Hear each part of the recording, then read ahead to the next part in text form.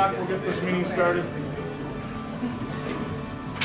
A public hearing will be heard by the Village of Romeo Board of Trustees on Monday, January 9th, 2017 at 7 p.m. at the Romeo Community Center, 361 Morton Street, Romeo, Michigan, 48065. The purpose of this hearing is to hear comments, oral or written, views from citizens concerning community development and housing needs. As required by the Housing Community Development Act of 1974, as amended, the Village of Romeo will be receiving $9,549 in Community Development Block Grant funds for the fiscal year of 2017 from the Macomb Urban County Program.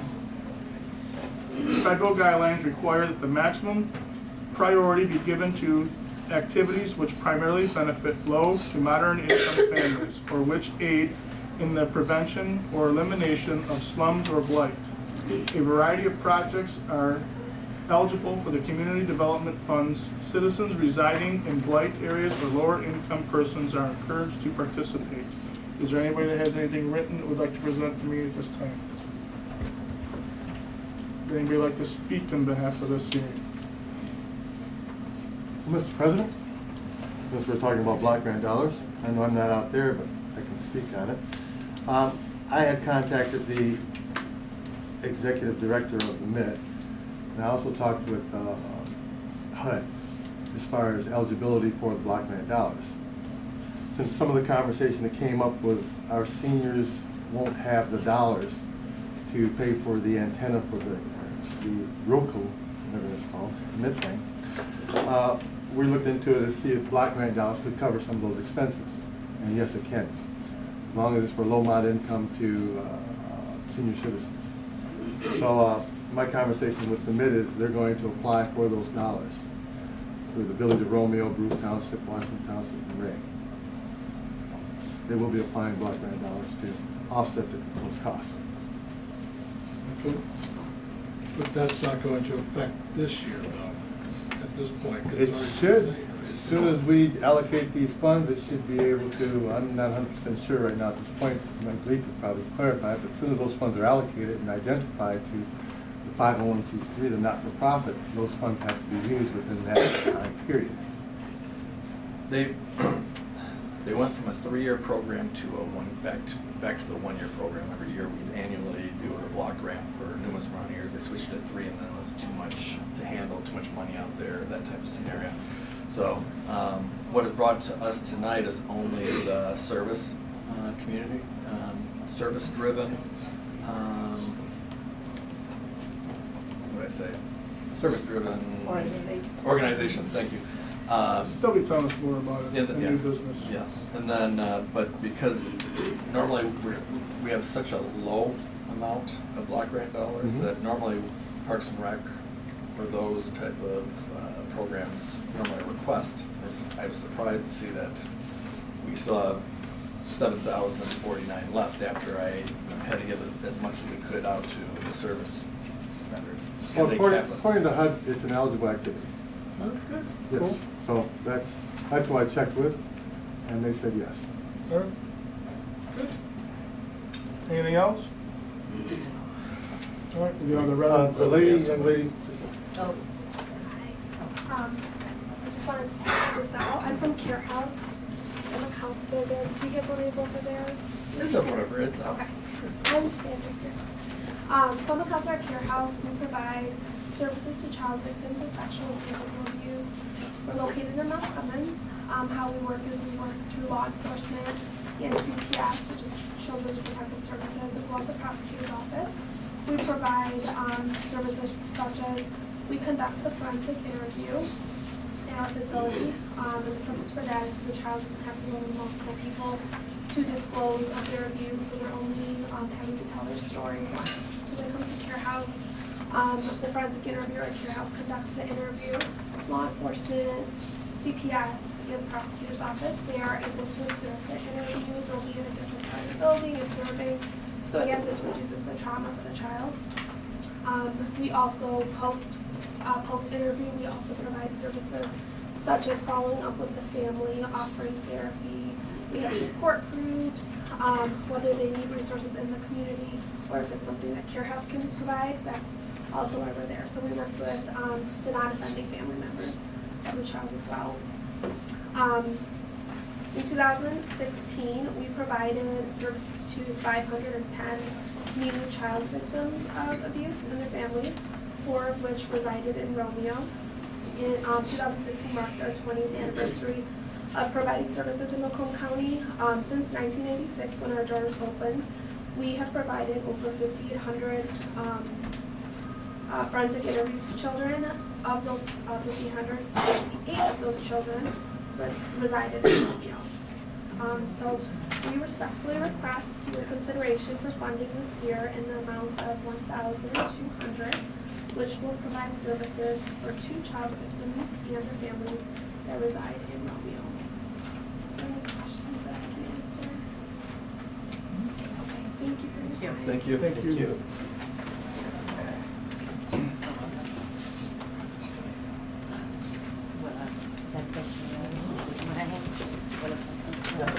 Thank you.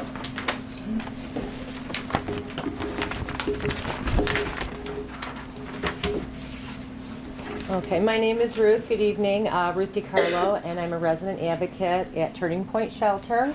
I also work on our 24-hour crisis line.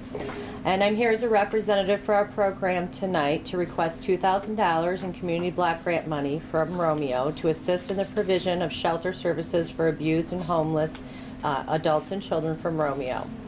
In 2016, we provided services to 9 residents of Romeo. CDBG funds will be used directly and only to provide services to residents of Romeo. For 35 years, our shelter has offered an array of services designed to support survivors of violence and to assist them in securing the resources needed to make a fresh start. These services include our advocacy, 24-hour crisis support intervention, support groups, medical support, skill building, employment, and housing search, as well as case management. We are particularly proud of Shelter's comprehensive children's program, which provides emotional support, education, safety planning, and child care, recreation for young people in our shelter from birth to 17 years. Our residents are provided 3 meals daily, personal need items, including clothing from our secondhand store, 24-hour staff availability, children's program, access to counseling and therapy programs, as well as our outreach services, court advocacy, and civil legal assistance. Per the federal guidelines for community development block grant and per the priorities of housing, homelessness, and community development projects, our program responds to the national objectives of benefiting low and moderate income persons and responding to other community development needs, such as responding to and working to provide immediate safety and support, advocacy to victims of domestic violence and sexual assault. Turning Point's 24-hour crisis line and the fact that our shelter is full most of the time demonstrates daily that our services are greatly needed. Turning Point's commitment to ending domestic violence and sexual assault cannot happen without the support of our community. So please help us to maintain these crucial services by supporting the continuation of the grant. And I'd like to thank you for this opportunity and for the consideration. Thank you. Any questions or anything? No? Okay.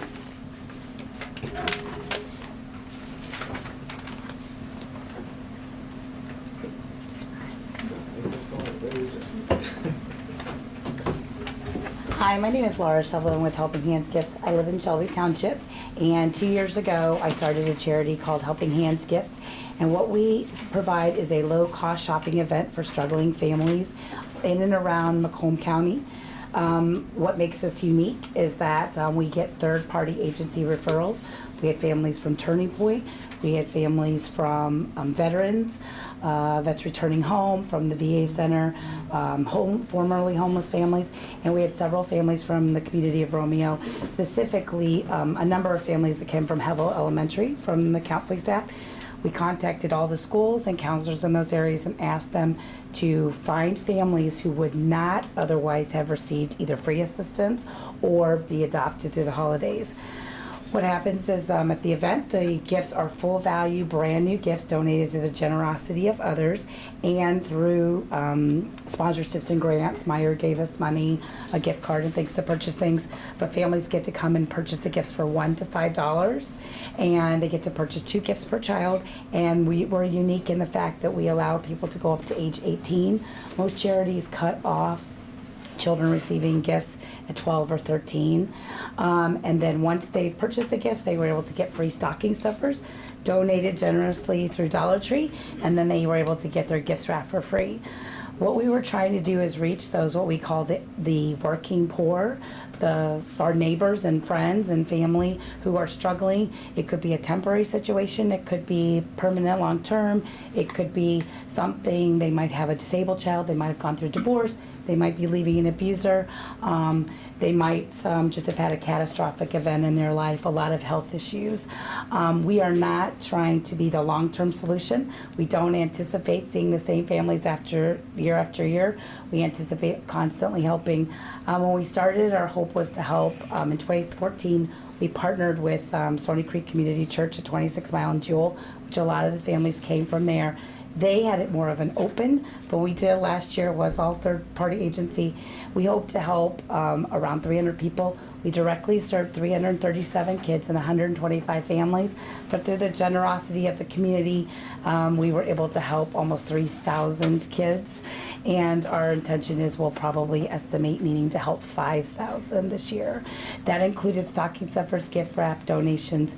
After the event, all of the, what we call the real Christmas gifts that are under the tree went to Big Family and Friends of Foster Kids, which helps kids from Romeo as well as others. We're respectfully requesting $1,000 for the residents of Romeo that may come. We know for a fact that we helped over 15 kids for sure from Romeo. I don't have the final numbers. We don't ask for personal information because it's coming from the agencies. We only request a first and last name, ages and genders of children, and the zip code that they're in. I will tell you that if you go to the website that's on the thing, you will see the event. There's about a 2-minute video. It will walk you through the entire thing. No families are in it, but you will see it's more like a party, not a charity event. And so our intention is to use with these grant funds is to provide Christmas dinner next year. We were generously donated some Boston Market gift cards, but we had far more families that needed dinner in addition to gifts as well. So this fund would be specifically for Christmas basket food that would be given. It would be non-perishables, and they would be given a turkey voucher. We've already looked into those. The baskets will cost us anywhere from $50 to $100 for those things. We know we'll get some donated, and we do anticipate asking different Myers in different communities next year for more support as well. So, do you have any questions? Thank you for your time. Thank you. Anyone else? We'll be on the regular scheduled meeting. Please rise. Allegiance to the flag of the United States of America and to the republic for which it stands, one nation, under God, indivisible, with liberty and justice for all.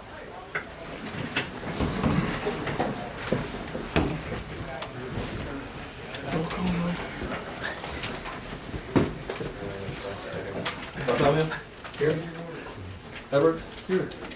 Fowler? Yes. Hart? Here. Melza? Here. Hausnansky? Here. President Siegel?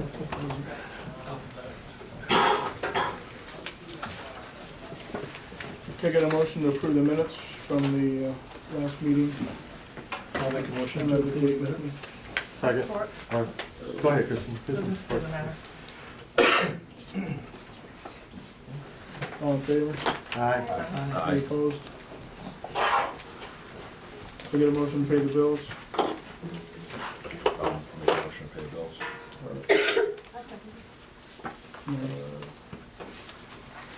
Any discussion? Pretty small one, guys. I know. Nine days of business. Half a sheet. 1 minute? Bartholomew? Yes. Edwards? Yes. Fowler? Yes. Hart? Yes. Melza? Yes. Haas? Yes. President Siegel, sorry. Yes. President Siegel. Reports and communications, Oh. you had a whole lot in a Uh, short period. Most of it's on the agenda and just all miscellaneous year-end stuff that we've been going through. But Hubbard Author Clerk's here for the SOLA grant, which is on our agenda. The police department and dispatch are going to be introducing Smart 911 towards the middle of this month, or the end of this month. Most of the local PSAPs are signing up for this. It's a statewide program where you can fill out all the information on Smart 911. We can go over a lot more here, but I actually signed myself up to make sure how it works. But you can put your cell phone in there, all the vital information. You call a cell phone from your house and it'll pull up. Only the dispatcher gets to see it, nobody else, nobody public or anything like that. And they will know, say I have a fire in my house, they'll know that there's 4 people in my house, where my kids' bedrooms are, all the miscellaneous information that you want to provide. You can provide them with nothing, you can provide them with something, or anything that you really want to do. But it's a great way to pinpoint a location or an emergency using your cell phone, because hard lines are going away right now. So, but it's a great thing. So we'll be introducing that here. Go ahead, Greg. This also travels nationwide with you, so like if you're down in Florida and the county dispatch down there has Smart 911, if you call 911 in there, they'll be able to pull up your information immediately. So say it travels with your phone number, so It's it's just updated every 6 months. It's not an app, it's an online, it's an online form that you can fill out. Like I said, it took me about 15 minutes. You want to make sure, there's a lot of little special things that I learned when I did it that I'll share later on once we get it completely set up. But having your other contact people know that Smart 911 might be calling them. Also, say my wife has a cell phone in her house, be with her when you're setting it up, because then they will send you a special code to implement to make sure they're verifying that account. So it's a really good thing. We're going to have it for at least 18 months, and hopefully the state will fund it for longer than that. So it's free. Not too much free anymore. Just a reminder of a town hall meeting that is going to be scheduled for Wednesday, January 18th at 6:30 p.m. It's at the Romeo High School. Superintendent sent it through. It's put on by the Northwestern Macomb Prevention Coalition and Families Against Narcotics. Over the past year, we've had a high number of drug-related deaths in our Macomb County. 280 drug-related deaths in Macomb County. Like I said, 114 of them were related to heroin, or either alone or a combination of other drugs. 80% of heroin addicts reported being introduced to opiates prior to through prescription drugs. This is the first time in history that overdoses surpassed automobile accidents. So it's a terrible thing. And the rise of the use of opiates, pain killers, heroin, and marijuana, the north of the Macomb community, or northern Macomb County, has an epidemic, and they're making everybody aware that please come to this meeting. Again, it's Wednesday, January 18th at 6:30 p.m. at the Romeo High School auditorium. During the heavy snowfalls, just a quick reminder of making sure that you remove your cars from the street so the snow plows can come through. Also, make sure to remove the snows for 48 hours from your sidewalk. A couple questions have been coming in, so I'm just doing some reminders here. Waste management pickup, please put your trash out the night before, not weeks in advance or anything like that. That's the biggest complaint that I've had over the last week and a half. Also, the regular scheduled meeting is scheduled for February 13th, so it's the second Monday of next month. And again, please clean up after your dogs when going for walks. Regarding all the residents on East St. Clair Street with that nice new big sidewalk here, I mean, they all just have to make it just a narrow path, right? Normal 4 foot, because no matter what, the county road commission is going to fill that whole sidewalk up again. So it is 8 foot. Yeah. Look out a shovel, a whole other That's a lot of driveway. shovels. But that's all I got. Not much to report, just hope everybody had a great holiday and wish everybody a happy and safe New Year. Time for public forum. If anybody'd like to speak publicly, now's the time. Keep your time limited to 5 minutes and be courteous to the others. Alright. Can I get a motion to approve the agenda? With any additions or I'll make deletions? a motion to approve the agenda. As is. I want to just make one quick addition, if I could, just under 8 of new business, just agenda items discussion.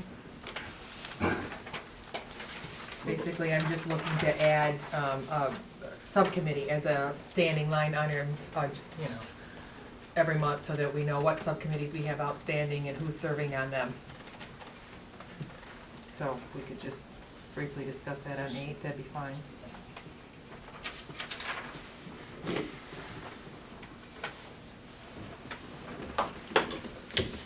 All in favor to approve the agenda with the addition of new business number 8, subcommittee discussion? Yes. Any opposed? Alright, we have an agenda. I'll keep it 30 seconds. Maybe 45. You said you were going to talk. New business, 2017 Community Development Block Grant Funding. All right, this is a tough thing for me to do. What I did, like I did last year, and there wasn't any complaints in regards to this, was that we were allocated $9,549. We were only allowed to use $2,500 of those dollars for service organizations. Thanks for the word. Right off the top, Chore takes off $500, and that's from the county. So we have $2,000 to implement between the 9 different organizations that requested money. In fairness, what we did was we added all the funds that were requested, associated a percentage rate or a percentage to those dollars, and then granted out that percentage amount to each one of the organizations. You guys understand how I did that? Okay. We were left, it really total didn't come to 100%, it actually came up to 99.20, but we had $16 remaining, so I gave $8 additional to the 2 smallest allocated groups or organizations. Is everybody okay with that? I just wonder, as far as, like the interfaith caregivers, is that one that we had like last year? And I'm just wondering if, once it gets some of these for just these small amounts, whether we would just give some to everyone. I mean, I don't have a problem with that, but I'm just kind of wondering if they all, like, the ones that spoke today are serving Romeo residents and... I'm not sure if they gave last year, but I'd have to check. But as far as how small the allocation was and how much money that we're able to give out, I thought that was probably the most fair. If we give to them, that's all I was just thinking. Yeah. If we would maybe consolidate, but that's my only thought. With giving them the extra $8, it was only gonna be 20. But I mean, Right, no. little goes more than none, so that's how I kind of put it together. Now, your $7,000, is that getting recaptured by HUD or Block Grant? That or whoever, it's not as much as you say recaptured, but unallocated. Okay, or allocated. used for us. Mostly is it ID towards bricks and mortar kind of situation? Yes. Low mod income? Yeah. So, someone at this point, as long as it's serving that clientele, can actually put the request in for these dollars? They can put the request in, but for the approval wise, that would be up to, because the county actually looks at everything and allows them to actually make the request. So I think the requests have to be in by February 18th, I think. I don't have my blue folder with me. But right now, what surprised me was that there wasn't anything from Parks and Rec. Every year, there's always something from Parks and Rec or a person that, like, last year we had senior windows, doors, and floors or something like that for senior. Yeah. We didn't have anything this year, which surprised me. I thought maybe the county forgot to send me a portion of it, so I called them and asked them. Then I called Parks and Rec and they didn't request, so. Because we've done sidewalks and things like that before too. Yeah. So. You need a motion, right? No, I need to, spend my Motion money. to So, approve. well, let me go through it. Shore, 500, Care House, 185, McCrest, 570, Samaritan House 305, Turning Point 305, Helping Hand 150, Interfaith Caregivers 28, Macomb County Warming Center 32, Play Place for Autistic Children 275, Macomb Homeless Coalition 150, which brings us to the total of 2,500 that we can allocate. I'll make a motion that we would allocate the funds as presented. Second. So do we have to have ideas by the February meeting then? It's not up to us, it's up to, Whomever is Apply. yes. So maybe that's where They have to ID the exact your clients they're broker targeting. thing. But yeah, the balance isn't going anywhere. We can still, as it comes in, work with that, right, Mike? Sorry, We are, You would think possible. Yeah. the funds that we have appropriated for the I'll get capital more info on it projects, this that month. still sits there That until we still get sits there. something. It's in my mailbox. exactly. Bartholomew, Yes. Edwards, Yes. Fowler, Yes. Hart, Yes. Malzahn, Yes. President Yes. President Sigel. Thank you. 2015, 2016 fiscal year annual audit. Floor, sir. 2 minutes? Okay. Are there any questions? There we go. I will try to keep it short. I see everybody, I think in your packet, got a copy of your annual June 30th, 2016 annual financial statements. As you know, you contract with our firm this year to perform your annual financial audit. It's 70 plus pages. What I handed out was a kind of the Cliff Note version of it. We'll go through it. Stop me anyway along the way. I'll try to answer any questions. We come out and spend about 2 weeks with your staff, testing a lot of the numbers, doing certain things. If you turn into page 1 of the handout, it's the Stewart, Bovee, and Whipple on the bottom. The top, first Roman numeral I says Independent Auditor's Report. One of the first things in your audit report, again, it's just that handout, is something called the Independent Auditor's Report. It's technically the only portion of the report that belongs to Stewart, Bovee, and Whipple, our firm. And it's where we give an opinion on whether your financial statements are presented in accordance with general accepted accounting principles. You have what they call an unmodified or clean opinion. That's what you're striving for. And basically what that means is everything in the financial statements is presented in accordance with general accepted accounting standards. The next 2 items we're not going to spend a lot of time with. Something called the Management Discussions and Analysis is just about a 5-page letter to try to give an overview of the village and some very summarized information. We'll talk a little bit more detail than that, but it is required to get that unmodified opinion. Roman numeral 3 is something called the village-wide financial statements. About 10 years ago, governmental units was required to start putting in not only the traditional way governments have reported, but also the way commercial set of accounting. In the first few pages of your audit is more the commercial set of financial statements. And what that does is that includes the value of your buildings, values of your police cars, anything like that, as well as any long-term debt that you owe. And again, that is a required set of financial statements to get your unmodified opinion. We're not going to spend a lot of time with that. Under Roman numeral 4, we're going to spend our time with the traditional way governmental units have reported. And you'll see your general fund there, as of June 30th, had assets of $412,988. You had liabilities and deferred inflows of $173,319, which left a fund balance as of June 30th, 2016 of $239,669. And you can see the 15 numbers next to it. We'll talk about that in a few minutes. The second item there says a statement of revenues, expenses, and changes in fund balance. That's your operating statement for your general fund. Your general fund took in $2,641,000. You spent $2,614,000. So before transfers in and out, you were almost $27,000 to the positive. You transferred or paid debt for the wastewater treatment debt of $174,000. Your internal service fund provided $63,772 to the general fund, and the cable fund transferred $10,000 into the general fund.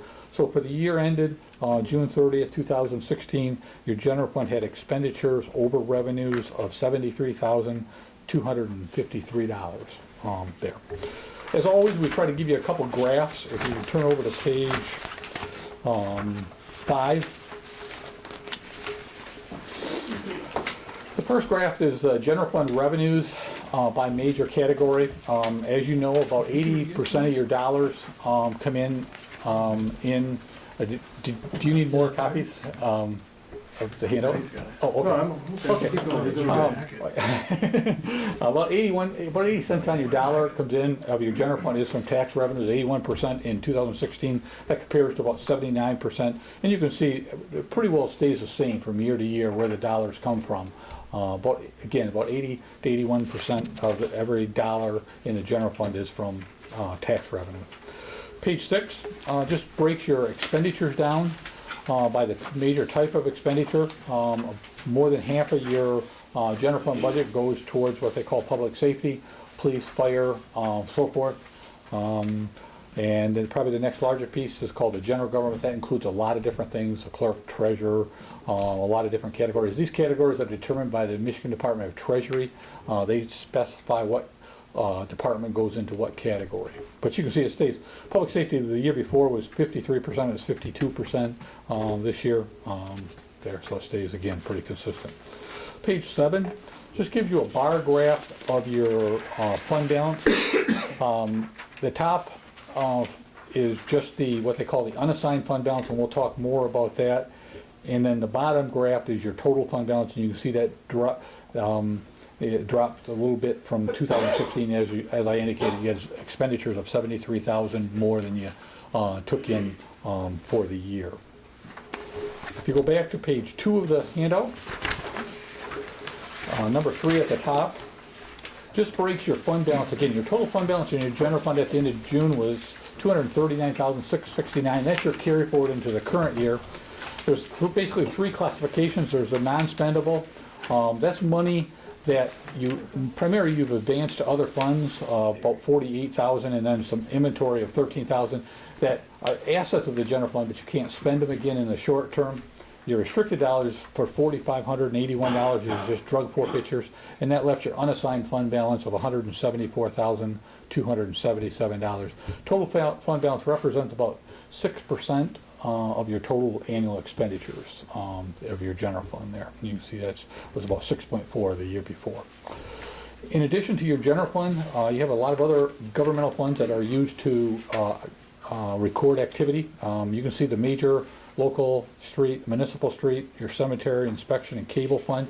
It lists the revenues and expenditures, and just whether there was excess of revenues over expenditures in each of the categories. You'll see for the major street, you actually had expenditures over revenues of $33,721.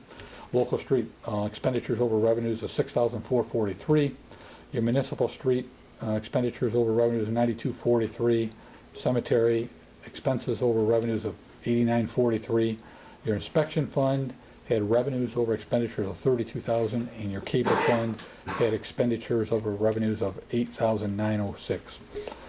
2 just lists the fund balance as of June 30th for each of those funds. You'll notice they're all positive, so you have no deficit funds, which is good. There's no report due to the state of Michigan. There, I won't read them for you. You can see both the 15 and 16 balances on your fund balance there. C is just you have one capital projects fund. You have your public improvement fund. The only activity was $13 of interest. In total, you had $33,577 in it. On the top of page 3, you also have what they call enterprise funds and internal service funds. And these funds are pretty much designed to break even. And you'll see, if you look at, first of all, the water fund, the first highlighted shaded item, if you go in the audit report, it'll show that they had a net loss of $97,400. That includes depreciation or wear and tear on the system. It really is reflective of kind of the cash that had to go out. The second shaded item there would be the number that you're probably more concerned with. The water fund was really negative $18,570. The wastewater fund was to the good, $164,000. There in your internal service fund was negative $21,000. Working capital is if you took all your current assets, cash, and things and receivables that'll come in shortly after the end of the year and paid off all your liabilities, how much would you have left over to do projects? Your water fund would have about $272,000. Your wastewater would have $173,000 there. And your internal service fund would have about $8,000. So not a lot of money for repairs, as you're well aware. I know you've been changing those rates pretty drastically over the years there. The bottom of page 3, there's areas that are called component units. There's the DDA and the Brownfield Redevelopment Authority. The DDA had revenues of $138,710, total expenditures of $147, so expenses over revenues this year of $9,279. The Brownfield captured $64,950, which left a little over $500,000 in that fund as of June 30th. That's a real quick synopsis of the number section.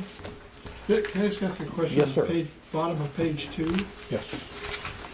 under C, you said that the revenue was $13 was the interest earned. I believe so, yes. On $33,000, we earned $13 worth of interest. There's not a lot of, 0.003%. I know my daughter earned 6 cents. but yeah, there's not a lot of interest being earned. It's like 0.25. Yeah. Those low mortgages and Yep. rates are good for the economy, aren't they? Okay. In addition to auditing the numbers, we spend a lot of time with the processes to make sure that you have good checks and balances. One of the letters that were attached, I think, to the report is something called the, I gotta find my copy. It says Independent Auditor's Report on the top. And if we become aware of what we call weaknesses in your system, we're required to communicate it to the board. The first one's been there for a number of years, and it had to do with back when Enron and everything was going on. The accounting profession come up with it, the idea that every organization, whether it's a large publicly traded corporation or a mom and pop store, should have somebody on staff to draft their financial statement. That's what you contract with us, for our firm, to help you with. We just tell you that we're integral in your process and pulling it all together. Technically, it's a slight weakness, but most governmental units that we deal with can't do anything about it. It's just because of the size, it's not cost feasible to have somebody on staff to do it. There's another one on page 2, and it just talks about all your cash receipts. Currently, what happens is when the money comes in for utilities and taxes, there's a different program that handles those. They're batched and put into the accounting system. We talked to the administration whether those could be put in directly into the system, and if not, if they're batched, they could be done on a daily basis. It just kind of helps facilitate deposits and tracing back to deposits. So they're looking into that to see if you can do that there. The second letter is what they call the audit communication letter. Not all CPA firms are required to come to a meeting like this. We appreciate the opportunity to answer any questions you have. As I said, we spent a couple weeks. Your staff is very, very cooperative with my staff. We appreciate that. We try to get in and out as quick as possible to create as little disruption as there. Also, at the end of the audit, when we're all done, we go back to our office and we draft and go through a lot of review processes. But then we come out and we spend basically a half a day going through page by page of the audit report, discussing a lot of different things. And those type of things we've attached to the back of this report for you, some of the more significant areas. They're not weaknesses, but just areas that we discussed during our meeting there. And it's just for your information. I can go through them if any of them you'd like, or all of them. Any questions on the process? You guys always are top notch. Appreciate it. I know more in 2 minutes. No, you did good. There's no questions. Thank you. Well, Paul, the one thing I just, when we start getting into our year, our budget and that, as far as our, the recommended operating expense that we have, the margin that we have in there, what is the recommended amount that we would have? I remember it being about $300,000, but You mean what you have? what we should now, just what we should try to Yeah. achieve. Yeah, there's really, How many days? what's that? I was telling him it's on the bottom of A1. Yes, primarily. Yeah, what happens is there's really, you gotta look at what you're gonna look at long-term, but as a guide, most people look at somewhere around 15% of your annual expenditures. As I indicated, you're at about 6%. If you can slowly build it up to somewhere around 15%, And then you gotta take a look at, what are you looking at the future? Are you, looking to purchase assets and so forth? If you do, it should be larger than that. If you gotta put roofs on, new furnaces in the short term. But most people use a rule of thumb of right around 15%. They like to see if possible of your annual expenditures. And again, you're at about 6.2. I missed that. That's okay. Thank you. Which we should be pretty close to there right now. I noted in the paragraph above, what Bob was asking, you talk about the other OPEB liabilities. Yes. I recommend that we contract with an actuarial firm to help look at that unfunded liability there. So do you have some recommendations on those firms? Because I think we have a subcommittee established, and so I believe we'll probably be looking to have some meetings, and you could throw some names to Mike if you didn't already, just so that we have a place to start. Yeah, I can. Yes, I can give you 3 or 4 or 5 different actuarial 'cause firms I don't know of that do any. it. Yes, yes. I can provide that to Okay. Mr. Lee. Yes.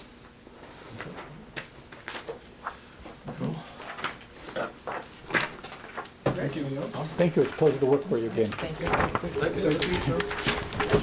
Anyone else, sir?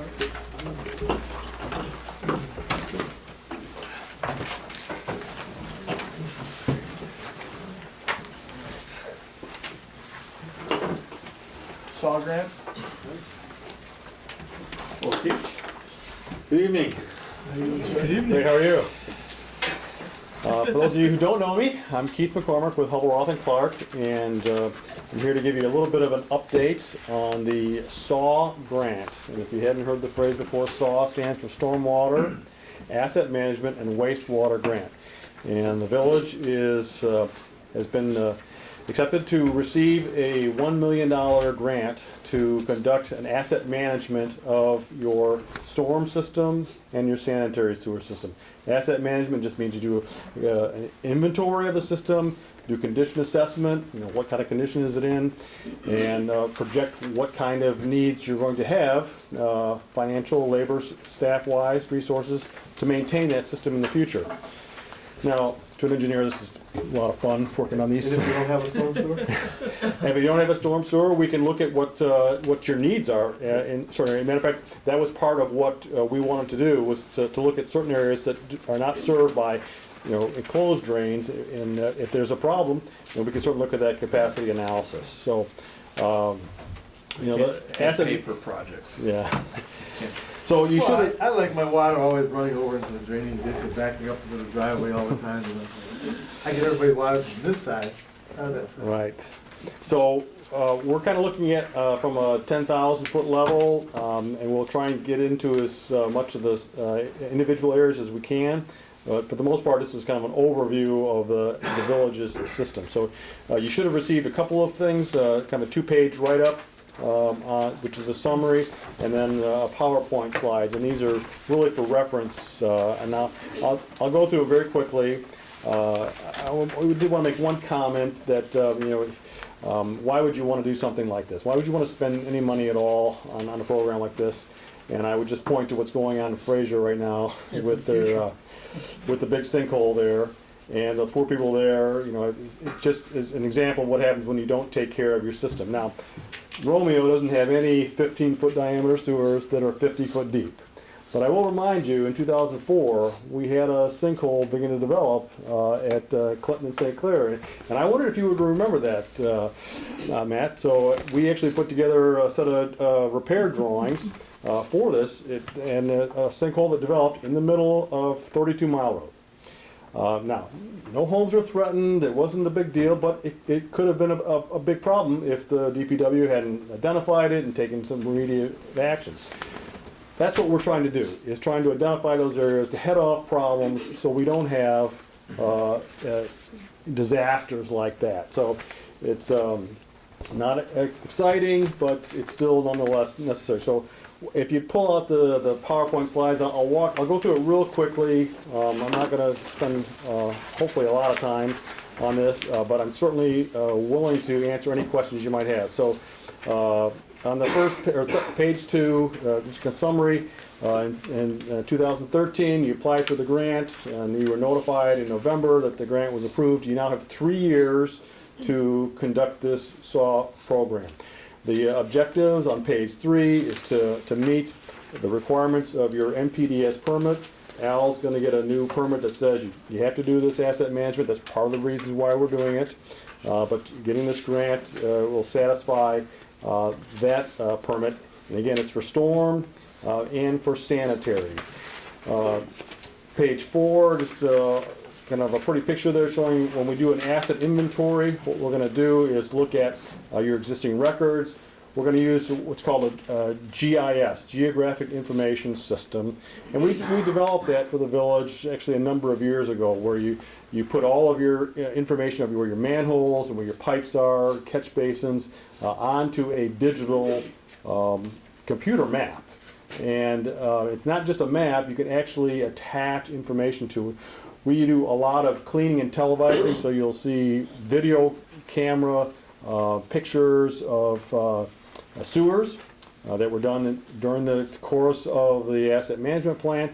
That's saved on your GIS, so it's always there. So if it looks clean right now, you go back 3 years later, or 4 years later to televise it, you can just pull up the old videos and look at it again. So it keeps everything in a centralized location.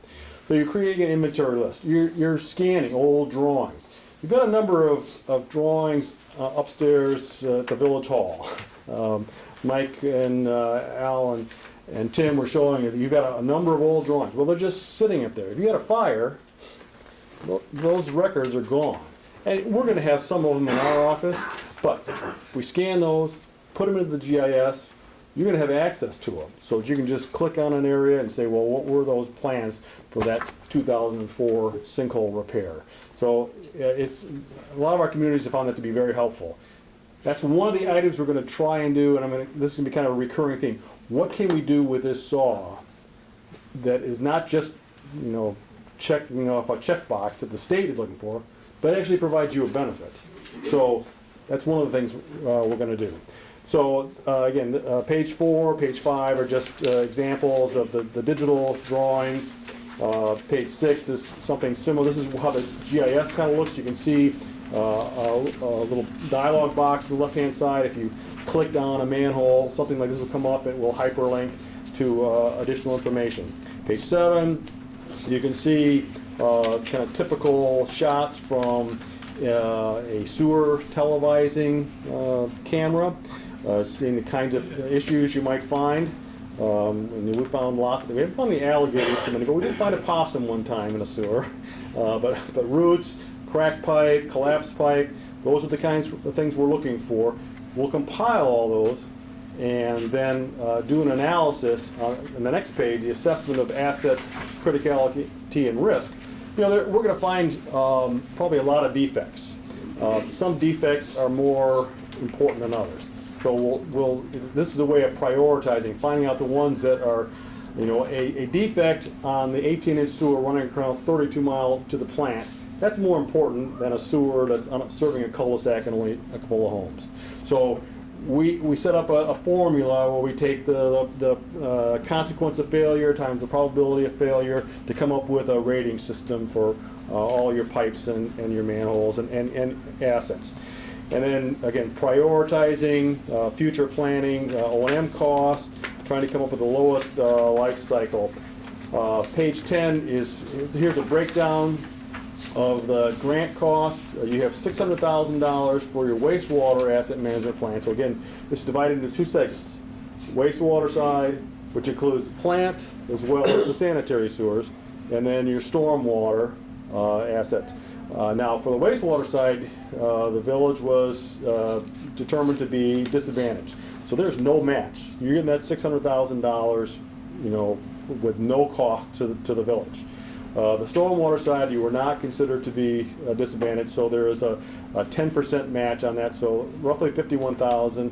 You've already spent $6,000 on the application, so really going forward, there's only technically another $45,000. However, we've had a couple of meetings already with Mike and with staff our goal is to work towards no match, which means because any time that your staff spends on doing work that's associated with this, so like cleaning catch basins, the equipment costs, the So you pay labor, out of they'll pay for that. So those are the administrative fees that Yes. actually work into that? They work That was into my that. next question to you. Yeah, so What that, did we get out of it? yeah, that's again, how can we make this grant to work for you so that it's, right now, it's a pretty good deal, 4.6 cents on the dollar. So the more I guys But- do hands-on, the more we get to. Yes. offset it. Okay. And so, as I said, we've had a couple of meetings already. It's been 3 years since we developed this grant, and we had some ideas on how we wanted to implement it. But the good thing about this grant is that the state gives us a lot of leeway as to how we implement it.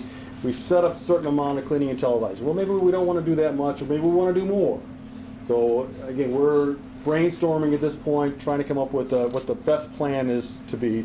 But the overriding goal is to have And if we no. use our equipment, we can also put that in the. Yeah, there's a schedule, an MDOT schedule on what equipment values, rental rates are. But yes, so we'll be looking for those items. That's some of the homework I've given staff. What can you do?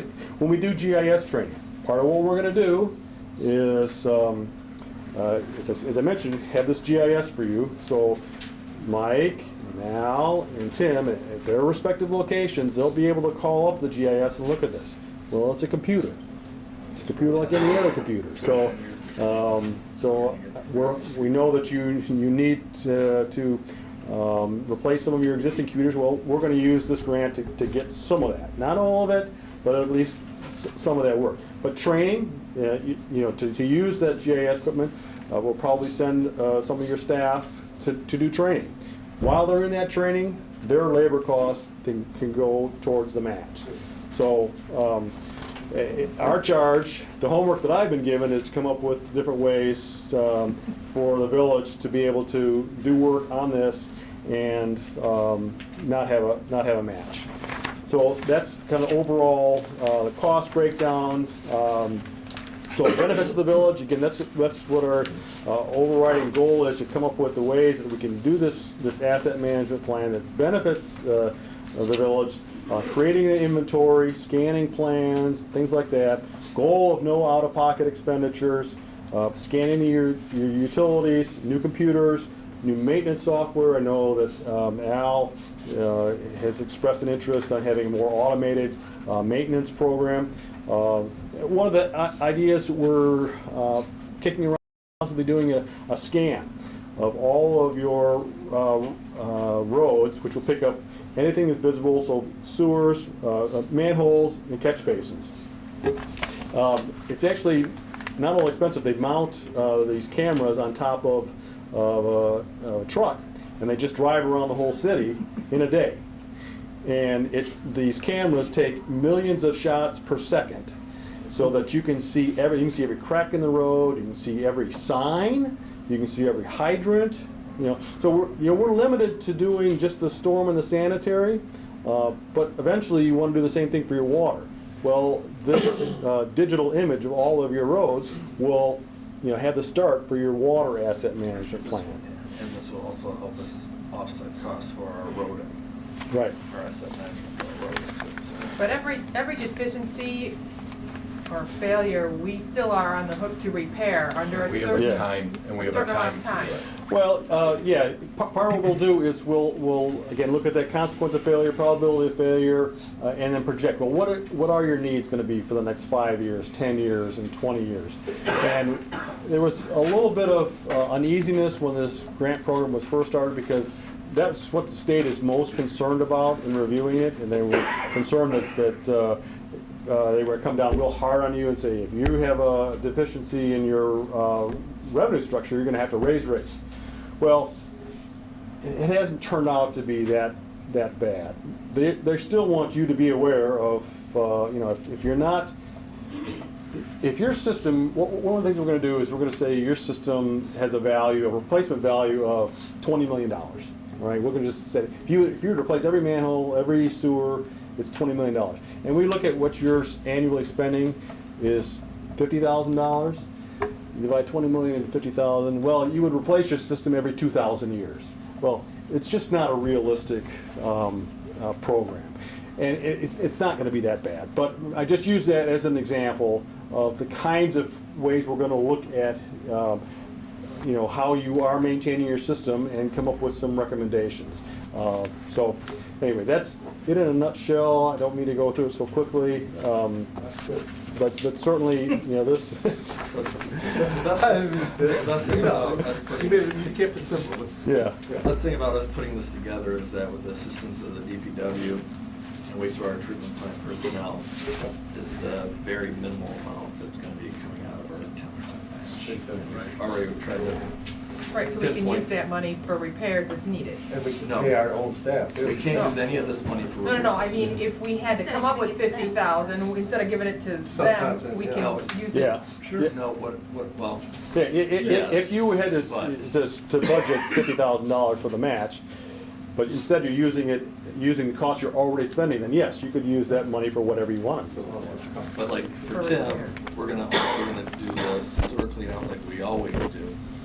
But then this will be followed by our inspection of it. So it's gonna be killing two birds with one stone progressively and hopefully getting us out from that 10%. And these funds will be used for the deficiencies which you guys find out, right? Well, it'll give you a plan for addressing those deficiencies, And yes. then we can pay our staff out of this grant to correct those deficiencies. No. No, unfortunately, Clear that no. part up. Yeah, unfortunately, this is just for studies, it's not Okay, for just for actual brick and Not the mortar. bricks and mortar part. And was there any No. hard timeline for that? Or would it be on our circumstances that the state would look at? Let's say something does have to be done. Do they say you have to do it in 3 years? Or could we do it in 7 if that was how we can pay for it? Yeah, there's no hard time. No hard time. times.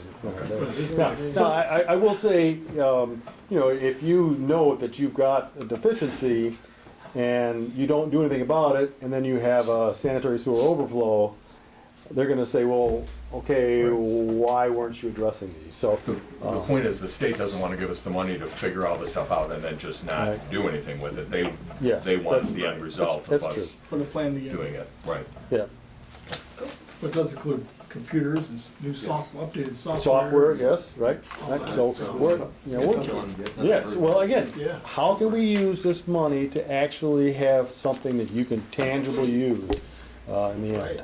So, Very good. all right, Thank you. thank you. Thank you, sir. Thank you for coming in, Mr. McCormick.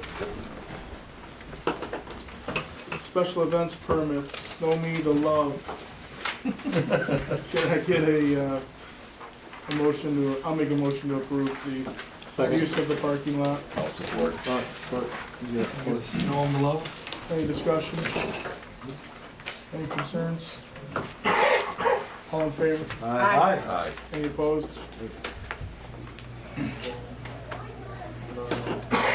Land bank ordinance, parking and industrial development district. I don't know if you read this and understand it. I watched the meeting. Yeah, I didn't, I had to call somebody and say, what is this? I actually watched the meeting beforehand, so it was like, yeah, I know all about it. Are we all for it? For anybody that doesn't know what we're talking about, it's ordinance to, well, pretty much, land bank, instead of building over large pieces of property that could be built or put additions on, it's taking away the parking requirement, or at least. And making it more it's my understanding how it works for the planning is you might have to have be compelled to have so many parking spaces, but if we can change that as far as the percentage, they have the ability if they need it, but because of their use, they really don't need that many parking spaces. A lot of it's warehouse. If it's a warehouse and they have Right, but 4 it's so many employees, square, it's so many but they have square 30, feet, right. it says you gotta have 50 parking lot, you only need 10, Yeah, we ran into that problem with L&L. Right, well, We'd rather have the taxable building instead of Right. parking lot. yep. I just wanted to make sure that the ground was still available to be paved over for parking. That's what I didn't understand. If they were actually building something on top of that land So or they can never go just back. reserving the land, it just, won't be striped or whatever. Right, So- and they can't not develop it and then park on it. They can't leave it a field or grass and say, well, that's my Right. parking lot. if they need the space, they've got to develop the space. Okay. All right, we want to make a motion to. Yeah, I'll accept make a motion to those approve changes. All right, and I'll support. Or, all in favor? Aye. Any opposed? I believe someone here is speaking on medical marijuana. Mike Lemette, Good evening. did I say that right? Lumetta? Lemette? Yep. Here, brought some informational packets for you.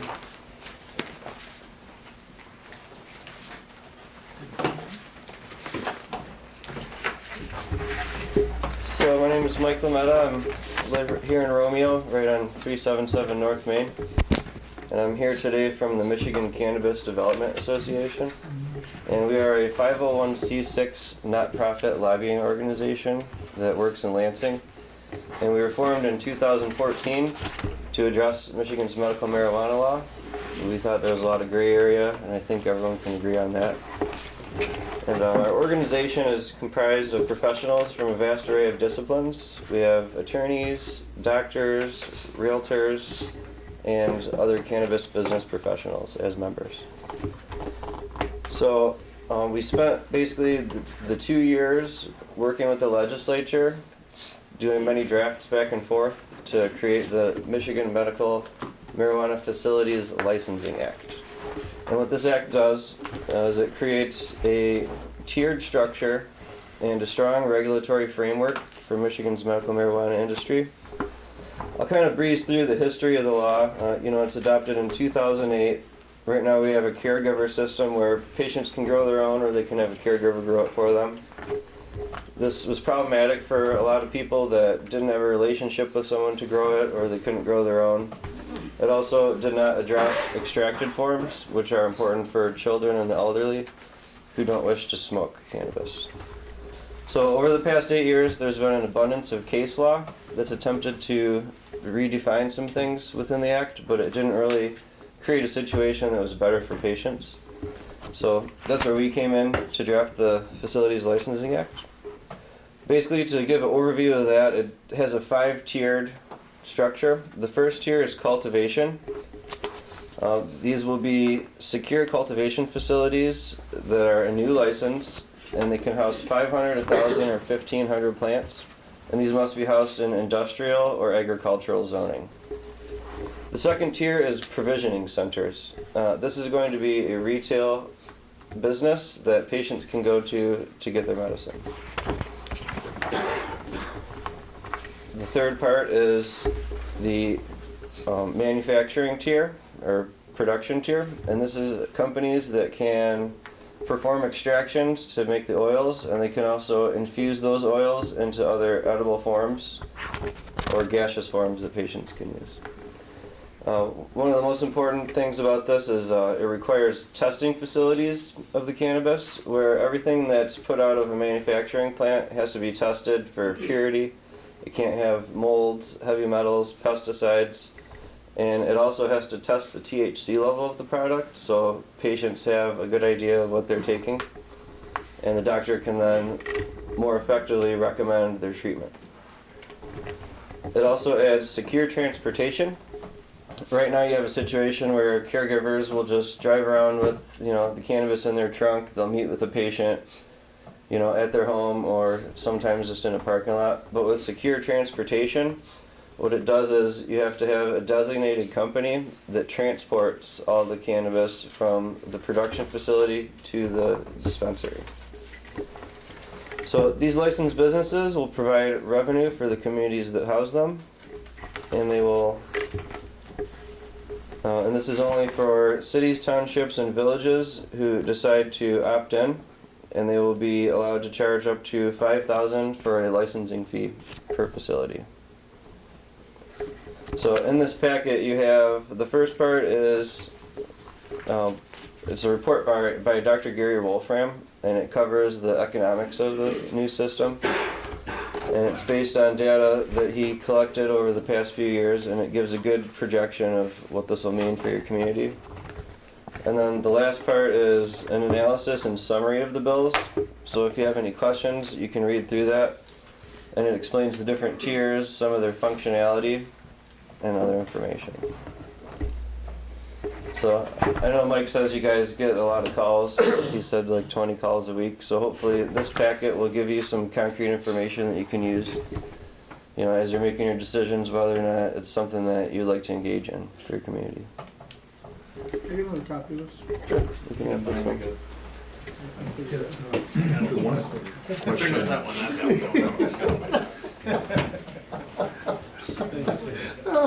One question that maybe you can just address, because I kind of see this like prohibition. Obviously, states are changing how laws are going, and everybody's going through. It's kind of like a wild, wild west, like you're saying. You have people running around with, you know, in the trunk and taking care of people, and people with medical marijuana cards, and then the revenue aspect of producing this. But what's keeping, once this actually happens, is this a case where maybe you got a couple of years and then the big providers will be doing it? It's kind of like the internet. Remember when you had a bunch of people that were the IP, you know, all the little startups, and you had all that, and they were making some good money and everything, but then now it's Comcast, and it's, you know, it'll be maybe the liquor companies that are getting into this, or the tobacco industry. What do you see? Well, they're already making a big effort and a big push in Lansing to try to monopolize the system. But the MCDA is a small business group, and we promote small business in Michigan, so we'd like to see this as a cottage industry where it's not quite taken over by the big money interests. But there's so much money. I mean, it's crazy money, so you're gonna, I don't know how you can keep the big corporations and we had a lot medical. of some things in place. It requires a 2-year residency to apply as a personal license, and you also have to have been a caregiver for 2 years to apply for a grower's license. So right there, that's starting it off for these first 2 years where only Michigan people will be able to actually apply.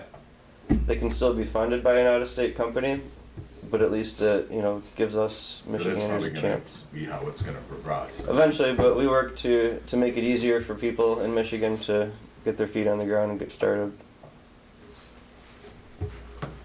So right now we have an ordinance on the books that prohibits this, correct? Is Yeah, that why because this we is in did, our because packet it's still here? federally illegal, we deemed it illegal too in the village one. So, I mean, that's what I said. That's all I can. In order to participate, you have to draft and adopt an ordinance. If you do nothing, then people won't be able to do this. You have, as the gentleman said, you have the ability to opt in. You don't have to opt out. So if you do nothing, things will stay just exactly the way they are. And it's not going to be implemented until, I think, December 15th of 2017, because the state of Michigan has to adopt regulations to implement this, and I don't believe they're going to even accept applications for the various categories that the gentleman mentioned until December of 2017, if I'm not mistaken. You're correct. So that would be, so you do have some time. It's just a question of, do you want to do anything? And if you do, how quickly do you want to do something? Yeah, that was one of the big things that we were working with the Michigan Municipal League and the Townships Association, was that they wanted the local governments to have control and have a say and be able to define it how they want it. And that's something that, you know, we were happy to try to push that for them. And that's what's in the bill. So I have for you a letter of intent. We checked off number 1 on this today. And this basically is asking that if you are looking to do an ordinance, that you would work with our organization to help you draft that. And then it just goes on to explain things that I'm prepared to do in your community. And I was looking, was it Keller Associates? Yeah, I work for Al Keller. Like, our Alcon? Yeah. Oh. And I do commercial property brokerage around Michigan for people that are looking to take advantage of this act. Your business card didn't say It was that. that theory, Bob, you were at as far as who's gonna get in on it and how, what the money's coming out. Just a stupid little question. Why the spelling? That was just the choice of the legislature to define it in a new way. Because everybody asked me why I spell it wrong, but there's You 40 spelled different it codes. correct. Well, that way, that time, but I spelled it wrong previously. Put the state Any other legislature? questions? That's how it's spelled in the statute, Uh-huh. with an H. Huh. Questions, the only thing I would say is, I think we would get community involvement on what, you know, if we're gonna do something, whether we'd wanna get the public, I mean, all the drug stuff that's going on, I'd like to hear the you know, the pros and cons from our community. Yeah, show up January 19th. I'm sure you'll hear. January 18th. 18th. At the Romeo High School.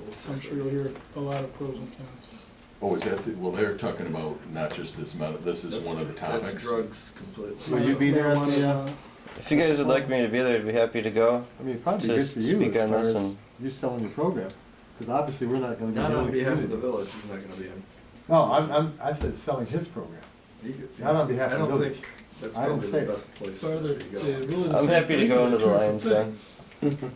Yeah, they This are two was- different things. This is talking about heroin and opiates and things like that. I think marijuana was on. Well, and the point is, if it's going to be legal, and it's gonna, and these places are gonna be coming up and being put together, whether, you know, the revenue, if it's going to be here or over in Richmond or whatever, those are the things you'd wanna hear. It wouldn't necessarily be, I'm not These are the same things we for it, talked I about mean. a year ago when I brought it.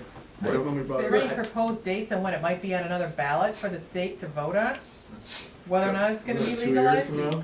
Yeah, Because It's they already gave up illegal hope. for medical reasons. Right. They Right, gave up but- hope at this last, trying to push it through on this last one, and they said they won't even have anything to do with it until yeah. about 2 years. They actually that group still has a lawsuit. It's going to federal court about the ballot initiative, My Legalize, and they're going again in 2018. There will be another fresh ballot initiative. Our organization doesn't work on those because we're strictly a legislative group, so we don't like to stick our hands into the ballot proposal process. Well, you're political, you'd be politically involved. We'd be losing a lot of friends if we did Well, that. So. yeah, and you're a non-profit, that's not supposed to choose. And, Right. because I haven't gone through all of this, but if there was a facility that was in production, it wouldn't have to be sales. Is that, they go in hand? They wouldn't be selling. I didn't go through it. Yeah, I mean. No, if there's They a could be if there's a just a grow facility, manufacturing. yeah, manufacturing, they're not open to the public. Right. So it could be something where something's manufactured here but not sold here. Right. Right. But Is there a time limit on, my concern is like, yes, Bob, is if it happens in Richmond or 31 Mile Road in Washington Township, is there a timeline that we have to get involved or we miss out? No, there's no timeline where you would miss out. You know, Except for December 17th. I'd hate to miss out on something in Washington Township, Right. have it, and it's here, and that's Romeo, I mean, it's the same. No, you just can't, even if you passed an ordinance now, if you say this is a good idea, and you voted, somebody makes a motion, you pass an ordinance tonight to do this, it's not gonna be implemented until December of this year. Right. It can't apply, the state's not gonna give anybody a license, and you grant approval, if you adopt an ordinance, you'll grant approval, you won't grant the license. The state is still gonna have to grant the license. And if you decide in December of this year, well, yeah, we're still not sure, let's go into 2018, and whatever time you take, you can always do it subsequently. You just can't do it before. And if you wait till the law is implemented, then you're not gonna miss out, other than people might already be established on 31 Mile Road and might not have any interest in coming into Romeo to do it. But you're not, you don't fall off the face of the earth if you don't do anything. Yeah, some communities elect to allow facilities to start ahead of time. You know, around the state, there's several that are already started. And if you do ordinance, it's up to you to say you can't start business until the state license is granted.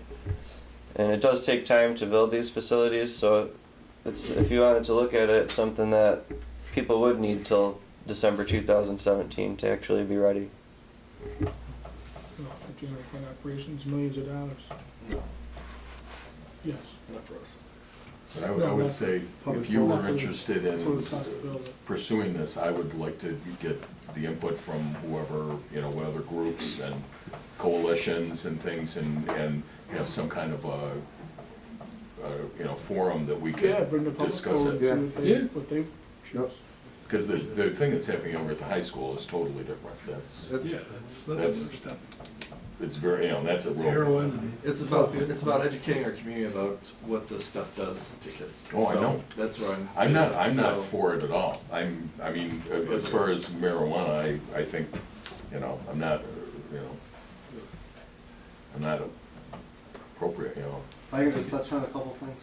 On the law enforcement side first, just let me start by saying I'm not against medical marijuana. If it helps anyone, that's great. But I've been to a number of training classes and educational classes regarding legalization in Colorado and Washington and what's happening out there with the legalization part. And yes, that's probably coming down the road. Now my concerns as far as the medical marijuana part are, one, I compare it kind of like, and first of all, let me say, Matt, next week's meeting about heroin and opiates, every class and training seminar I've been to, marijuana is the gateway to those drugs. People just don't wake up one day and say, I'm going to try heroin today, or I'm going to try cocaine today. Smoking marijuana is always the first step, and they go from there. Let me just compare a medical marijuana dispensary to a liquor store, as far as what I'm concerned about is law enforcement. Liquor store, who's possibly going to be hanging around a half block or a block away from either underage people that can't buy the alcohol? Well, they're going to try and solicit an individual to purchase the alcohol for them.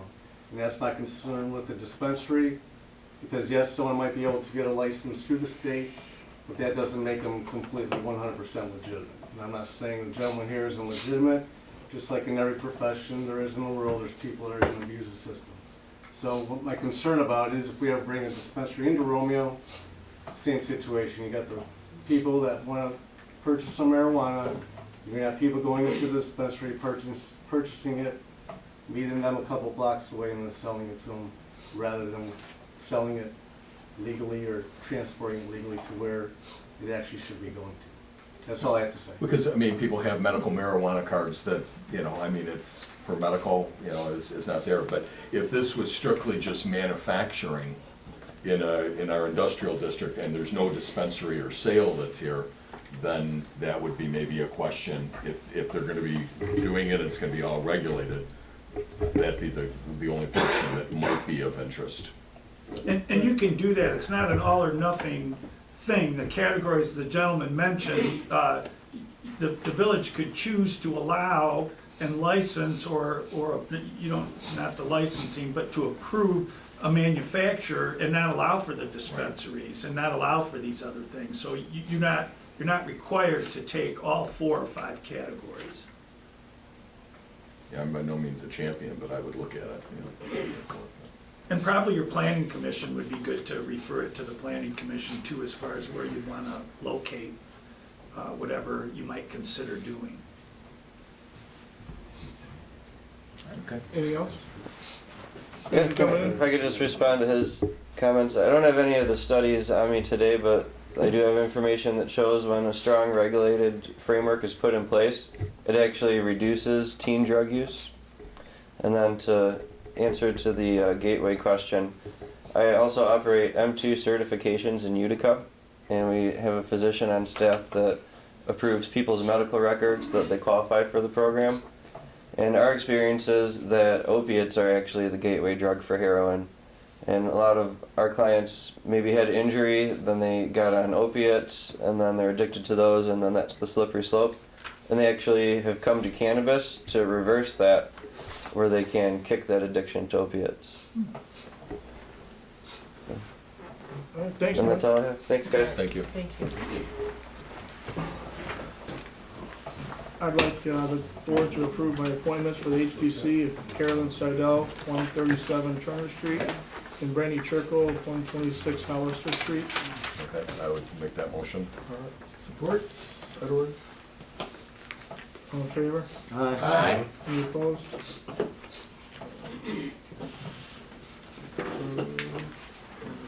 Subcommittee discussion?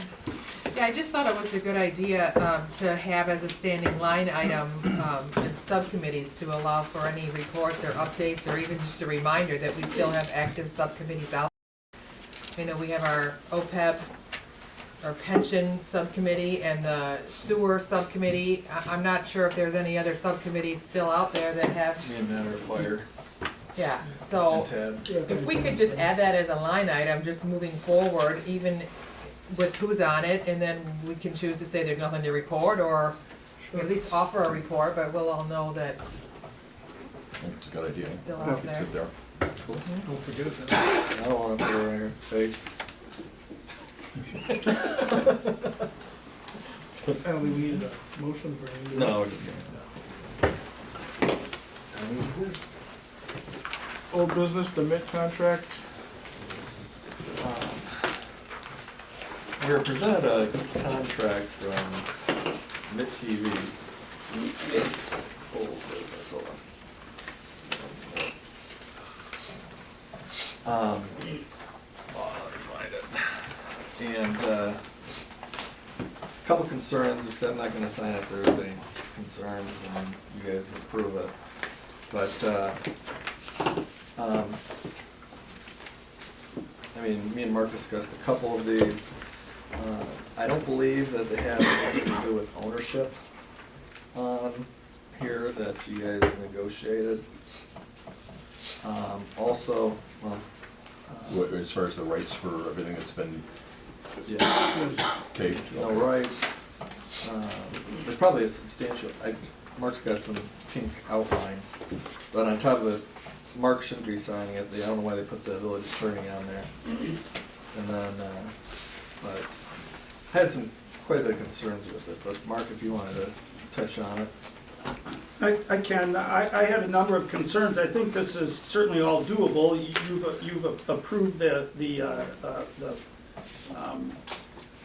concept, if you will. I just think the proposed implementation is, I just have some concerns. And if you have the agreement in front of you, I'll just go through it and give you my punch list. And probably most, if not all of these, can be resolved if I speak to Ms. Heidebrecht, or probably more efficiently if I spoke to her attorney. I'll just go from the top on through. Identifying the Village of Romeo. It's a Michigan Municipal Corporation, and the MIT, it says it's a nonprofit organization. I think it should be identified. Is it a corporation? Is it a limited liability company? Is it a partnership?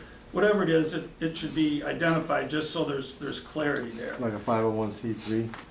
Well, I don't know that it needs to be that specific, but just what form of entity is it? I just think clarity is important on both sides, so that you know, each party knows specifically with whom or with what they're dealing. The recitals, it talks about operation, it's community media services, community access organization.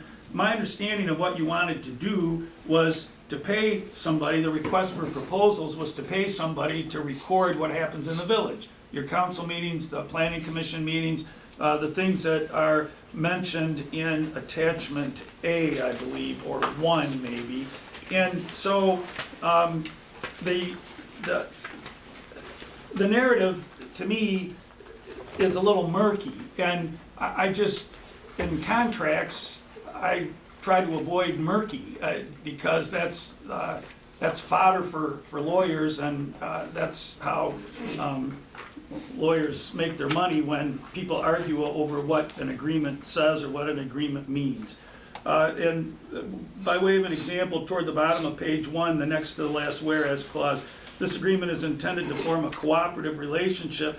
Well, yeah, you want to cooperate, but what it's really intended to do is to form a contractual relationship. You want to specify what obligations are going to be fulfilled by the MIT and what obligations you're going to fulfill on the other side of that.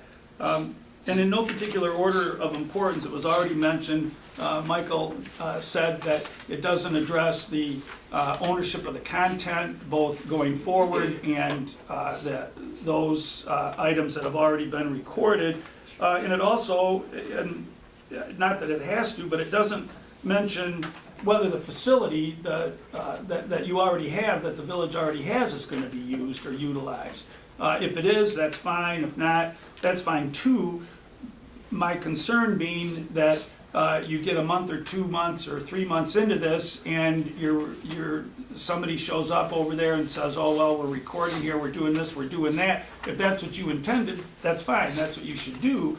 But again, you should know that either the facility's included or it's not included. And I'm not making a value judgment about that, I'm just suggesting that you give that some consideration. The term of the agreement was a little puzzling to me because I thought, I looked at the resolution that you made, and it's in your minutes from last month's meeting, through June 30th of 2017. So either 7 months. So or it's it either starts 7 months or January it 1st. starts January 1st. Right. And again, it's clarity that was my concern about that. The compensation, half up front and half in 30 days.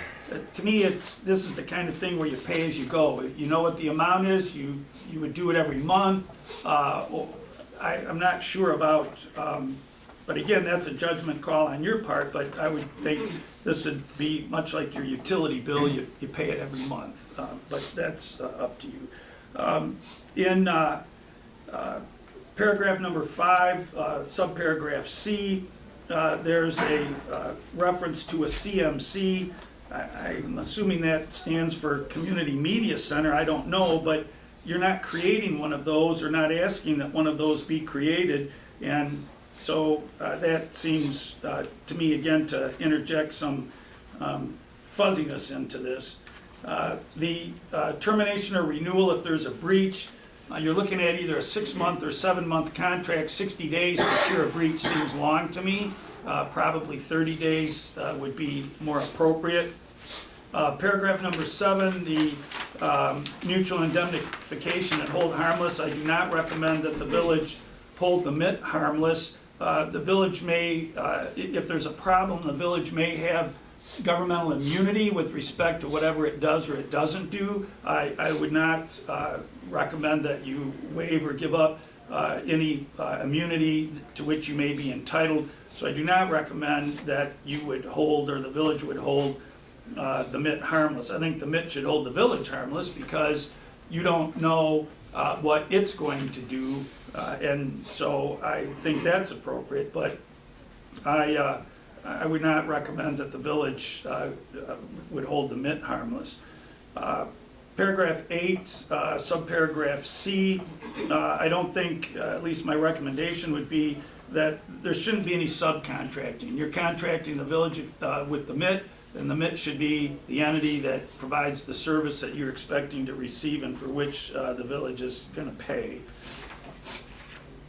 Paragraph 13 talks about assignment, and here's a little bit of a, I guess, a contradiction that on the one hand, they say they can have subcontractors, which would be a form of an assignment, and then in paragraph 13, it says it can't be assigned, which I think is appropriate, without it should be the village's approval. I wouldn't lay that on the administrator or the clerk or the treasurer or the president. I think it should be the village council. If the contract's to be assigned, I think the council should know about it and say, yes, we approve an assignment, or no, we don't.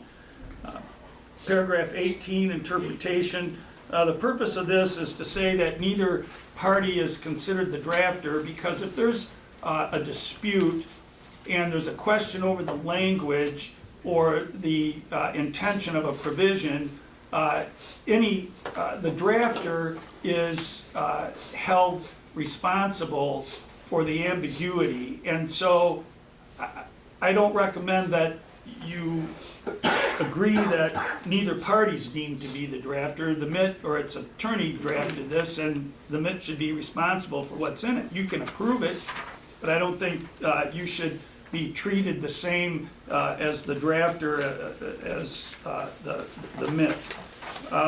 As Mr. Lee mentioned, the village attorney should not be signing contracts. The council approves contracts, and either the clerk or the administrator, the president, somebody on behalf of the village signs them. But I have as the village attorney, I have no administrative authority. I don't have any policy authority. I should not be signing contracts. I was a little concerned too, on the pagination, it says 1 of 8, 2 of 8, 3 of 8, and so forth.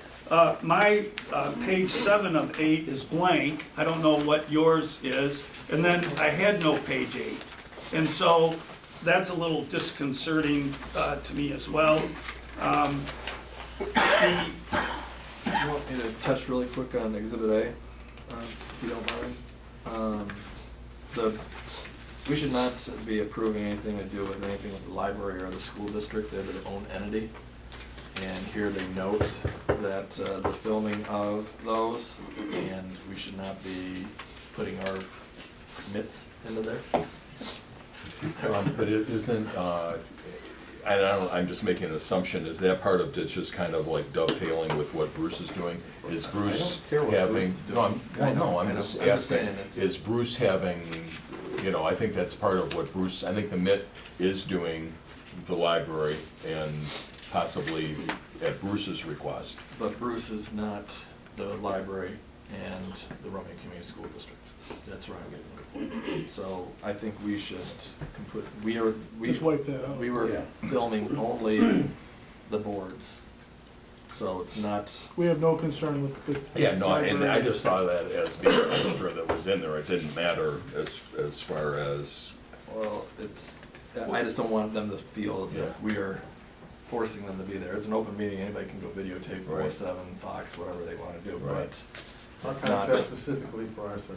Well, but you as a council should decide Yeah. what services you want and for what you're gonna pay. So Right. that scope of services should be my according to take your. on this is pretty much, this is from my opinion, how this whole thing went through as far as being kind of a stopgap. We needed to, you know, move forward, getting our meetings done.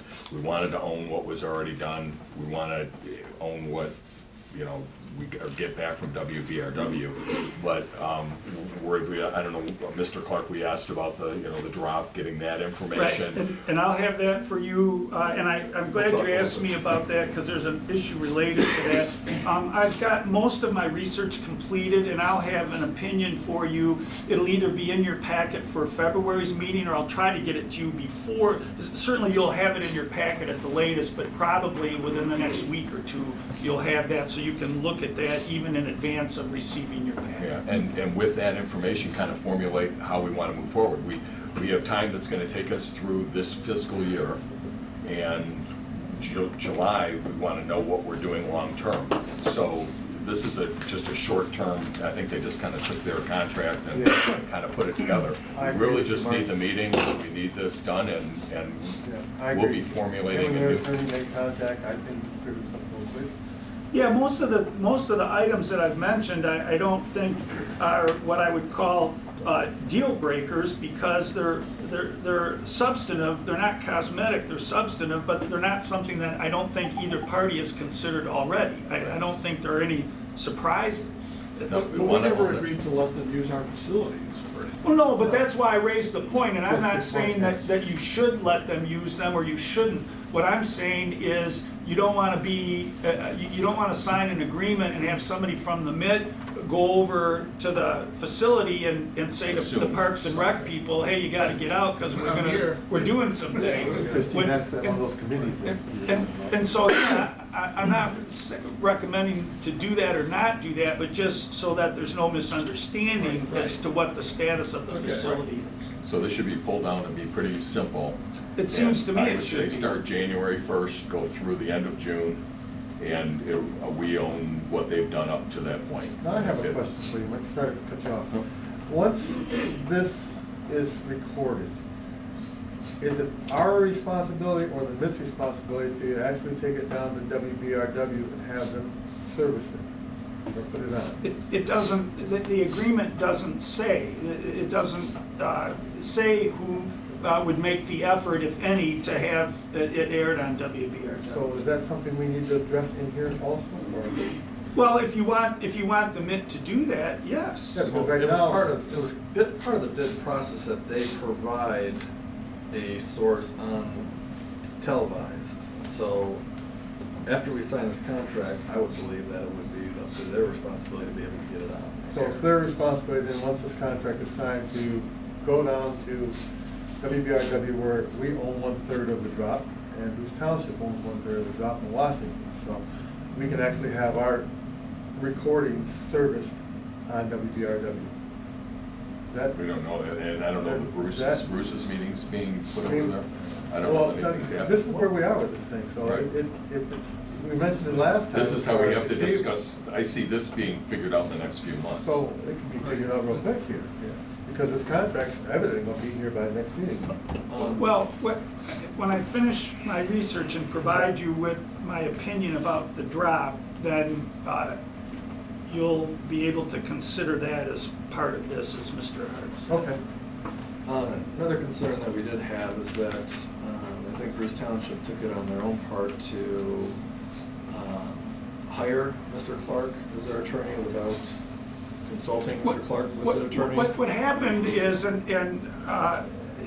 when you met in your special meeting on December 9th, you directed me to research the issue of the drop, which I'm in the process of doing. There was a representative from Bruce Township there, Ms. Brockman, who suggested that the village and the township cooperate. And I think cooperation is always a good idea, particularly among governmental entities, so you're not spending the taxpayers' money 2 and 3 times. So the cooperation, I think, is fine. What happened, which was a little unsettling to me, is that apparently, well, this part's not unsettling, apparently on Monday, December the 12th, the Bruce Township Board had a meeting, and they passed a resolution to share in the cost of my attorney fees to look into the issue of the drop and the call letters. I didn't know that that occurred. Later in the afternoon on December the 12th, I got a call from Ms. Brockman saying that that's what the Township Board had done, and when I was done to forward my opinion and my bill, and they'd pay half the bill. And I asked Ms. Brockman, well, had she made contact with either Mr. Lee or Mr. Siglo, because I have no policy authority, I have no administrative authority, and I didn't ask for that. And she, the conversation was very polite and very professional, and she said, no, that they hadn't done that. And I said, well, I would suggest that you do that, because again, I have no authority on behalf of the village other than what the council directs me to do or what the law requires me to do. I heard nothing more. A week ago Monday, I believe, and I may have it with me, but in any event, I got an email from Ms. Brockman asking me,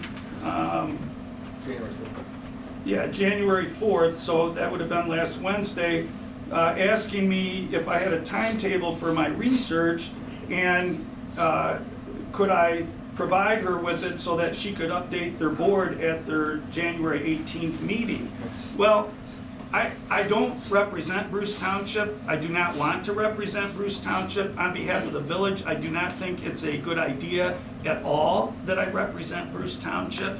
And so I would like to respond and say that whatever they've done isn't acceptable to you, but I didn't want to respond until... Now, is there any, because I understand why they're doing it, their attorney's the same as Washington Township, so they need to have a third party. Right. And if we're doing it, they don't want to reinvent the wheel. We're paying to have you do it, and they're offering to pay half to share in the information. Like I you don't said, see it's a it good that- idea, they're just going through the wrong Right. channels. But They need to go through TAD. What's the downside of this? Well, the downside is twofold. One is what I'm doing with respect to the issue you asked me to research and express an opinion, that's covered by the retainer. So you're not going to pay me extra money to do that.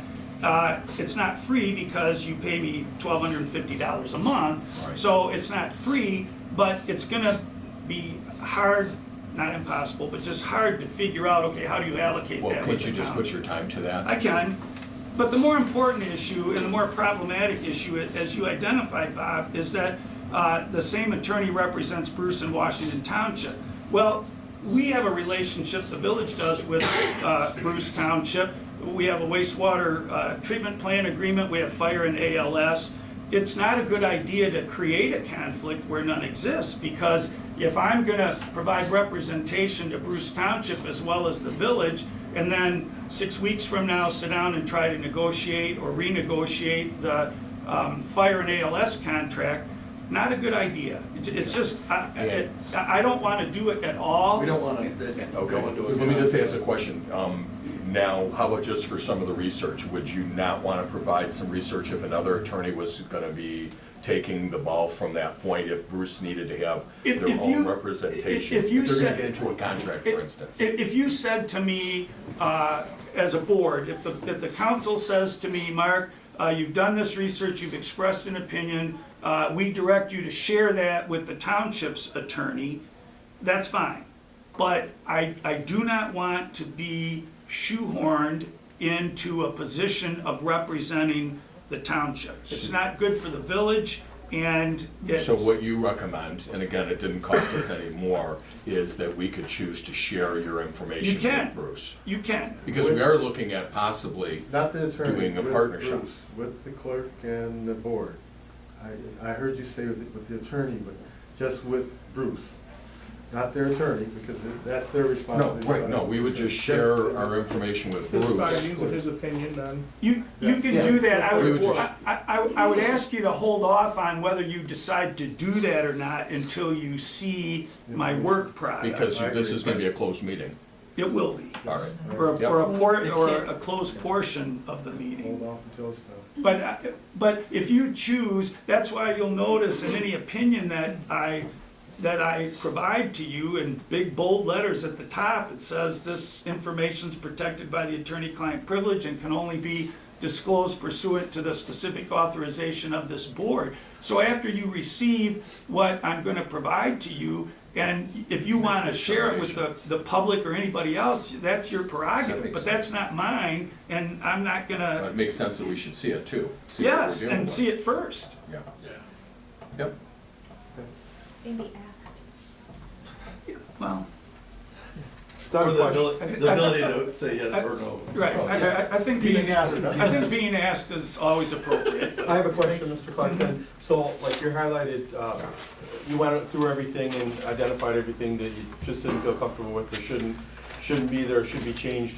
What do you do now? Do you take your highlighted thing and all your requests and send it back to their attorney to redo this completely? So it's... I could do that, but I think it would be more efficient if I talk to the lawyer, and I don't know who it is, man, woman, child, but if I talk to the lawyer and said, because he or she can pull it up on his or her screen, and I'll have it in front of me, and we go through it, and it would... Work it out. And just simplify the whole thing, Right. because we just need a portion of this. And that way it's not adversarial either, it's just, Oh, no, it's just talk. right, It's right, just communication. right. Motion to adjourn? What's that? Oh, yes, what I would ask, because I would imagine that the MIT's attorney has this in some computer format, and they would cut and paste and bring it back for your review. Yeah, no page 8. I'll just have to find out, which I can do. I'm sure Ms. Heidelberg can tell me who her attorney or the MIT's attorney is, and we can go from there. Motion to adjourn? We got board member comment. if anybody Board wants to make member this. comments. Says, answer. Kick off, man. It's 8:42. Hey, Rick, you wanna make the motion? I'll make the motion, Eric. Hold on. 8:42? Any support? Nate, support his act. Support, yes. No, Mark got it already. She wanted to talk. Aye. Have what?